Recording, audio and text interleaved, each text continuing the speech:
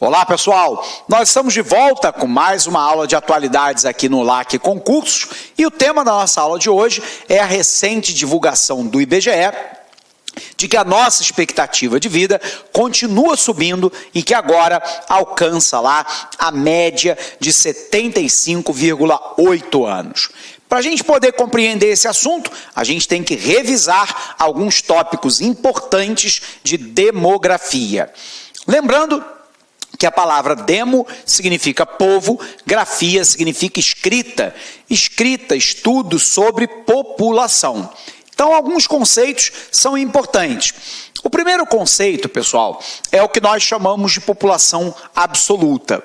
População absoluta é a quantidade efetiva de habitantes de uma determinada região ou país. Por que nós falamos que é uma população efetiva? Porque, evidentemente, que uma pessoa pode ter nascido no Brasil e não habitar o nosso país. Morar, por exemplo, no Japão, nos Estados Unidos ou na Europa.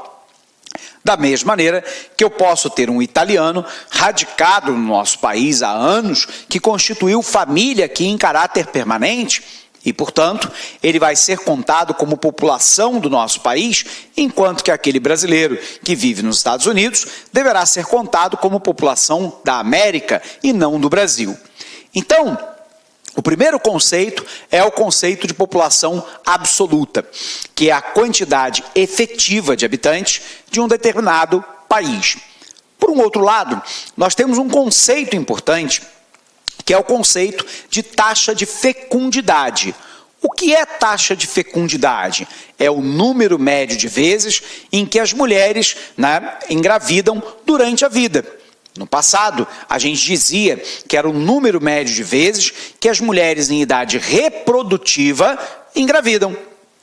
Como a idade reprodutiva ela se tornou mais elástica, nós temos hoje meninas, infelizmente, abaixo dos 13 anos de idade, que muitas vezes engravidam, e nós temos mulheres acima dos 49 anos de idade, que também engravidam, graças aos avanços da ciência.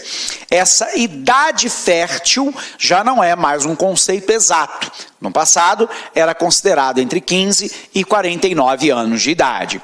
Contemporaneamente, a gente vai então utilizar o conceito de taxa de fecundidade como o número médio de vezes em que as mulheres, ao longo da sua vida, engravidam. Óbvio que taxa de fecundidade não significa taxa de natalidade. Isso porque eu posso ter uma mulher que engravidou, mas que cometa um aborto induzido. Posso ter um aborto natural ou posso ter uma criança natimorta. Então, nem toda taxa de fecundidade se traduzirá numa taxa de natalidade. Bom, professor, então o que é a taxa de natalidade? É o número de filhos por mulher, em relação à população absoluta. Taxa de nascimento ou taxa de natalidade é igual ao número de nascimentos, vezes 1000, dividido pela população absoluta. Então, é o número de nascimentos em relação à população absoluta em cada grupo de 1000 habitantes. Professor, posso transformar isso em porcentagem a cada grupo de 100? Pode e deve, se quiser. Então, taxa de natalidade é o número de crianças nascidas vivas em relação à população absoluta. Vamos botar isso no quadro? Vem para cá. Então, nós temos que entender alguns conceitos aqui que são importantes. O primeiro deles é o conceito de população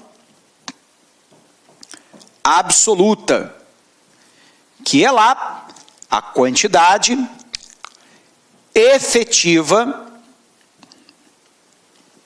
de habitantes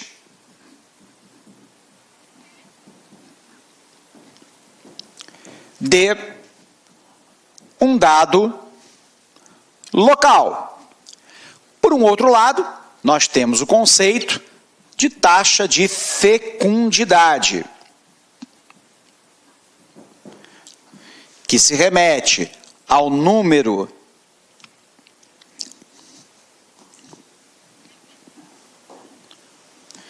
número médio de vezes em que as mulheres engravidam. E, finalmente, nós temos o conceito da taxa de natalidade. Tem uma formulazinha, né? Taxa de natalidade é igual ao número de nascimentos vezes 1000, porque eu quero saber a cada grupo de 1000 habitantes, dividido lá pela nossa população absoluta. Então, traduzindo de outra forma, taxa de natalidade é a relação entre o número de nascimentos e a população absoluta do país. Taxa de fecundidade é o número médio de vezes em que as mulheres engravidam, e população absoluta é a quantidade efetiva de habitantes de um dado local. Bom, dito isso, o que a gente percebe no Brasil? Que nós estamos observando uma queda tanto na taxa de fecundidade quanto na taxa de natalidade. E a pergunta é por quê? Primeiro, pelo uso, a disseminação, a massificação dos métodos contraceptivos. Pílula anticoncepcional, método de barreira, camisinha masculina ou feminina, o dispositivo intrauterino, o famoso DIU, o uso de espermicida, por um outro lado, a vasectomia, infelizmente ainda muito utilizado no Brasil, a laqueadura das tubas uterinas, também chamadas no passado, né, de trompa de falópio, e também o método chamado de natural, mais conhecido como tabelinha. Todos esses mecanismos, em tese, permite que o casal planeje, né, quando quer ter filhos e quantos filhos quer ter. O resultado é queda na taxa de fecundidade e natalidade. Segundo fator, a urbanização. No meio urbano, primeiro, nós temos lá o tamanho dos imóveis que encolheu, então eu não posso ter uma prole muito numerosa. O custo de vida nas cidades é um custo mais elevado e, por um outro lado, eu aproximo as pessoas dos sistemas de saúde e de educação. E, em tese, eu passo a ter planejamento familiar. Resultado, a urbanização reduz a taxa de natalidade. Por um outro lado, nós temos uma melhoria, ainda não nas condições que nós desejamos, mas uma melhoria das condições de acesso à saúde e à educação. E com saúde e educação vem naturalmente planejamento familiar. Por um outro lado, nos últimos anos, o Brasil observou um crescimento da renda. E nós sabemos que à medida que a renda sobe, a taxa de fecundidade e natalidade cai, porque as pessoas têm mais acesso a método contraceptivo e também à saúde e à educação. Então, a primeira informação importante é que o Brasil assiste a uma queda acentuada da taxa de fecundidade e natalidade. Então, vamos botar aqui. Então, a primeira informação demográfica importante para nós é que nós observamos nos últimos anos no Brasil uma queda na taxa de fecundidade e natalidade. Então, por que é que eu observo uma queda na taxa de fecundidade e na taxa de natalidade? Anticoncepcionais, urbanização,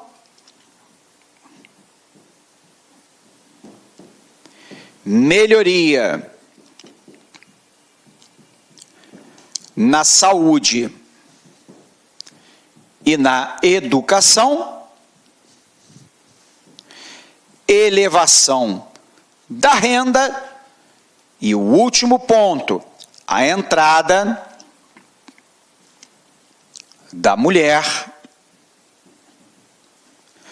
no mercado de trabalho. Professor, qual é a relação? No Brasil, infelizmente, nós ainda somos um país extremamente machista. A nossa geração, sobretudo, vem mudando isso ao longo do tempo. Porém, nós ainda temos muitos casos em que, dentro de determinados núcleos familiares, as pessoas creem que a responsabilidade pelo cuidado, né, da casa, da alimentação doméstica, por um outro lado, do vestuário, ou ainda o cuidado com as crianças, é uma função essencialmente feminina.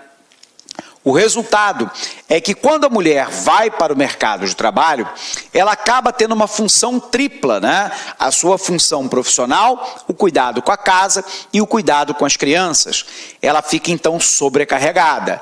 Quando essa mulher adentra o mercado de trabalho, ela tem então uma tendência a querer ter menos filhos, para poder não ter essa sobrecarga. E isso diminui sensivelmente a taxa de fecundidade e a taxa de natalidade.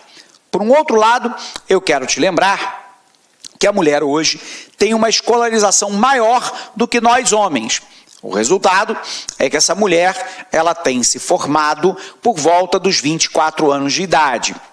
Nesse momento, a mulher está buscando adentrar ao mercado de trabalho, fazer a sua carreira, adquirir um pouco de patrimônio, para então pensar em ter filhos. E isso demanda tempo. Normalmente a mulher já chega aos 30 anos. O problema é que a partir dos 40, a fertilidade feminina desaba. A chance de uma mulher engravidar após os 40 anos, na média, é de apenas 5% no mês. O resultado é que a mulher tem uma janela biológica entre 30 e 40 anos para encontrar alguém, estabelecer uma relação, né, afetiva e ter filhos. E com isso, como a janela biológica é curta, a tendência é que o número de filhos seja menor. Então, com isso, a gente assiste a uma queda na taxa de fecundidade e natalidade. Por um outro lado, a gente também observa uma queda na taxa de mortalidade, significando dizer que as pessoas no Brasil estão mais longevas, têm maior longevidade, ou seja, a expectativa de vida passou a ser maior. Bom, a pergunta é, por que as pessoas estão vivendo mais? Primeiro, pessoal, por uma distribuição ainda muito injusta, mas muito melhor do que fora no passado, uma distribuição melhor, mais equitativa da renda. Por um outro lado, a vida no meio urbano não tem muitas vezes as agruras que tem no meio rural, como por exemplo, a falta de médico, medicamento, de água potável tratada, encanada e distribuída, esgotamento sanitário, recolhimento e tratamento de lixo e por aí vai. Então, via de regra, no meio urbano, as condições de vida são melhores que no meio rural. A vida é boa para quem é dono da fazenda, não para aquele trabalhador pobre que, via de regra, pratica uma agricultura de subsistência no campo. No meio urbano nós temos outros problemas, como a violência, a poluição, o trânsito caótico, mas, via de regra, a vida no meio urbano é melhor do que no rural. Então, a urbanização faz crescer essa expectativa de vida. Por um outro lado, nós temos uma melhoria, né, ainda não na condição que nós desejamos, mas uma melhoria no acesso e na distribuição do saneamento básico, que implica água potável tratada, encanada e distribuída, recolhimento e tratamento de lixo urbano e esgotamento sanitário. Por um outro lado, nós temos os avanços da medicina e o avanço, né, da indústria farmacêutica, que hoje consegue ter uma série de fármacos, de medicamentos, que vai permitir o tratamento ou a cura de doenças que, para um passado recente, não existiam. Com isso, nós temos aí também a redução da fome crônica e da fome episódica. A fome crônica, aquela na qual a pessoa é privada por um longo período de tempo de um mínimo de alimentação, né, para poder garantir a sua qualidade de vida. E, por um outro lado, a fome episódica, que é aquela que acontece em determinados momentos, como desemprego ou uma seca, né, qualquer. Observe que o Brasil vem melhorando esses indicadores e, com isso, a expectativa de vida tende a subir. Vamos colocar no quadro. Nós observamos, então, também, pessoal, né, uma queda na taxa de mortalidade.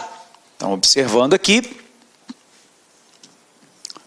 uma queda na taxa de mortalidade. Lembrando para você, qual é o conceito da taxa de mortalidade? É uma relação entre o número de óbitos e a população absoluta. Então, taxa de mortalidade é igual ao número de óbitos vezes 1.000, portanto, a cada grupo de 1.000 habitantes, dividido pela nossa população absoluta. O que nós temos percebido é a queda na taxa de mortalidade, né? Então, quais são os fatores da queda? Primeiro, melhoria da renda, do acesso à saúde, a medicamentos,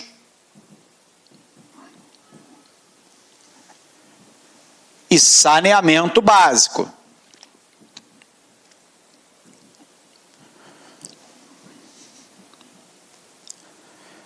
Por um outro lado, redução da fome crônica e episódica. E, finalmente, os avanços da medicina e dos fármacos, dos medicamentos, permitindo o tratamento e ou a cura para doenças que até bem pouco tempo atrás nós não tínhamos. Então, a queda na taxa de mortalidade. Primeiro, taxa de mortalidade é o número de óbitos vezes 1.000 dividido pela população absoluta. Portanto, é uma relação entre o número de óbitos e a população de um determinado local. Quais são os fatores determinantes dessa queda na taxa de mortalidade? A melhoria da renda, do acesso à saúde e a medicamentos e ao saneamento básico. Por um outro lado, a redução da fome crônica e episódica e os avanços da medicina e dos fármacos. Isso vem permitindo ao Brasil mudar o seu crescimento vegetativo. Então vamos lembrar. O que é o crescimento vegetativo? É a diferença entre a taxa de natalidade e a taxa de mortalidade. O crescimento vegetativo brasileiro, ele ainda é positivo, não porque esteja nascendo muitas crianças, mas porque estão morrendo poucas pessoas. E, portanto, né, o Brasil ainda tem um crescimento positivo quando a taxa de natalidade é maior que a mortalidade. Por um outro lado, a gente vai passar daqui a alguns anos para uma condição de crescimento vegetativo nulo, quando a taxa de natalidade for igual à mortalidade. E, potencialmente, a partir de 2050, a população deverá começar a encolher, quando eu tiver, então, um crescimento negativo, quando a taxa de natalidade for menor que a taxa de mortalidade. E aí, não é porque está morrendo muita gente, mas é porque está nascendo cada vez menos crianças. Então, vamos botar aqui na tela para você.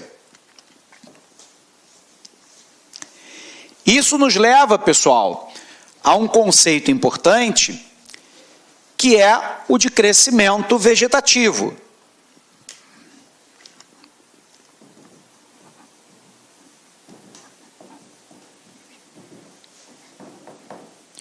Lembre-se que crescimento vegetativo é diferente de crescimento populacional, porque o crescimento populacional, ele leva em consideração o saldo migratório. Já vamos falar disso. Crescimento vegetativo é igual à taxa de natalidade menos taxa de mortalidade.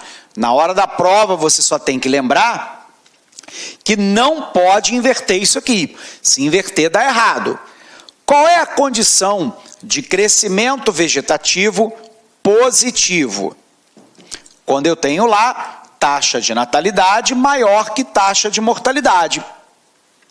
Quando é que eu tenho crescimento vegetativo nulo, também chamado de neutro? Quando a taxa de natalidade for igual à taxa de mortalidade. Quando é que eu terei crescimento vegetativo negativo? Quando eu tiver taxa de natalidade menor que taxa de mortalidade. E daí não é porque está morrendo muita gente, é porque está nascendo poucas pessoas. Então, o crescimento vegetativo é a diferença entre taxa de natalidade e mortalidade. Pode ser positivo se taxa de natalidade for maior que mortalidade. Pode ser nulo ou neutro quando taxa de natalidade é igual à taxa de mortalidade. Pode ser negativo quando taxa de natalidade for menor que taxa de mortalidade. Lembrando que no negativo eu posso ter duas hipóteses, né? Eu posso ter, no caso do Brasil, que está nascendo poucas pessoas, ou eu posso ter uma situação inversa, como numa guerra, quando morre muita gente. Aí o crescimento é negativo. No caso brasileiro, a partir de 2050, prevê-se que com a queda da taxa de natalidade, essa seja menor que a mortalidade. Portanto, crescimento negativo. O que é crescimento populacional? Vamos botar aqui. É muito importante que na hora da prova você se recorde desses bizus, né? Então, quando nós falamos de crescimento populacional, lembre-se que crescimento populacional é igual a crescimento vegetativo mais saldo migratório. O saldo migratório é composto, né, pelo número de imigrantes menos os emigrantes. Vamos lembrar, né? Quem são os imigrantes? São aqueles que entram num determinado local. Quem é o emigrante? É aquele que sai de um determinado local.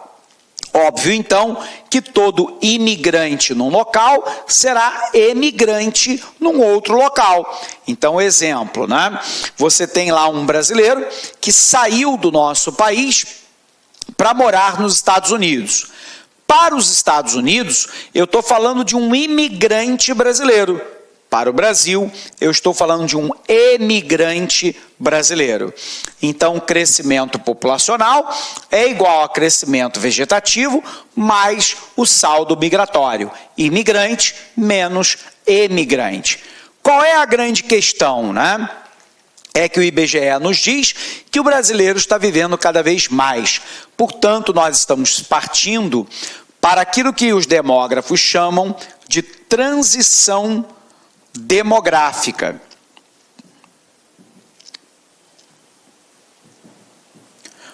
Ou seja, o Brasil está saindo de um país essencialmente jovem, população de 0 a 19 anos, para se transformar cada vez mais num país de adultos e idosos. Lembrando que os adultos é aquela faixa da população de 20 a 59 anos e a população idosa, 60 anos ou mais. Portanto, nós estamos saindo de um país jovem e indo para um país de adulto e cada vez mais um país de idosos, porque a expectativa de vida, a longevidade, a quantidade média de anos que uma pessoa vive ao nascer em determinado país é cada vez maior, né, no Brasil. Então vamos lá, vamos conferir, né, esses tópicos todos na nossa revisão junto com você. Então, apagando aqui. Vamos lá conferir. Então, pessoal, expectativa de vida do brasileiro sobe para 75,8 anos. A expectativa de vida do brasileiro, lembrando que expectativa de vida é a mesma coisa que longevidade. Ao nascer, aumentou cerca de 3 meses em relação ao ano anterior, segundo dados do IBGE, o Instituto Brasileiro de Geografia e Estatística. De acordo com a tábula de mortalidade, o IBGE divulga anualmente a esperança de vida, que passou de 75,5 anos em 2015 para 75,8 em 2016, resultado esse sempre publicado no ano seguinte, esse nosso ano de 2017. Entre os estados brasileiros, a maior expectativa de vida foi observada em Santa Catarina, com 79,1 anos, seguido do Espírito Santo, Distrito Federal, São Paulo, todos com valores de 78 anos de idade. Já a menor esperança de vida foi encontrada no Maranhão, com 70,6, Piauí, Rondônia, Roraima, Alagoas e Amazonas também representaram expectativa de vida abaixo dos 72 anos de idade, o que significa dizer que o Brasil tem uma forte assimetria, né, de desenvolvimento macro-regional. Algumas regiões muito ricas, que garantem uma expectativa de vida na média maior, regiões pobres com expectativa de vida menor. Ainda segundo o levantamento, a expectativa de vida do brasileiro vem aumentando ao longo do tempo. Em 1940, por exemplo, esse valor era de 45,5 anos, sendo 42,9 para homens e 48,3 para as mulheres, um aumento de 30,3 anos em relação a 2016. Observe aí, né, como é que a expectativa de vida do brasileiro vem aumentando ao longo do tempo. Em 1940, o brasileiro vivia, na média, 45,5 anos. Em 1980, 62,5. Nos anos 2000, 70,4. Em 2010, 73,7. Em 2015, 75,5 e em 2016, 75,8, né? Brasileiro vivendo mais. Por um outro lado, vamos apagar aqui. De acordo com dados últimos do IBGE, a população de idosos no Brasil vem aumentando nos últimos anos. Atualmente, o país possui 20,6 milhões de idosos, número que representa aproximadamente 10,8%. Em 2050, os idosos serão 30% da população brasileira, né?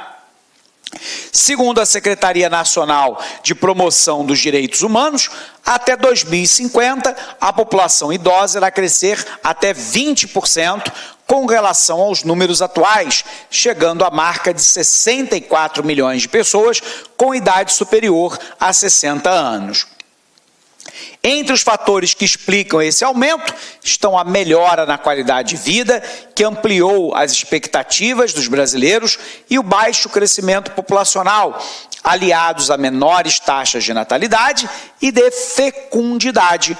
O Brasil, então, passa por uma transição demográfica. Observe lá que isso se reflete, inclusive, no IDH. Vamos lembrar, Pessoal, o que é o IDH? É o Índice de Desenvolvimento Humano, um indicador criado pela ONU e por um economista muito importante chamado Amartya Sen, um indiano, ganhador do Nobel de Economia, que tenta mensurar a qualidade de vida de um determinado país.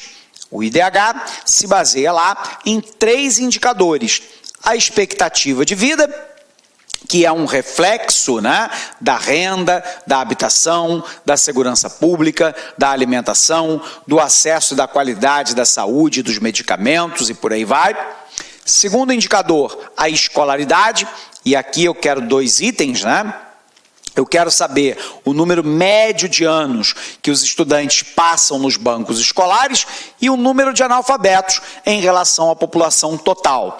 E, finalmente, eu pego um indicador econômico, que é o PIB per capita, né? Ou seja, o PIB dividido pela população absoluta.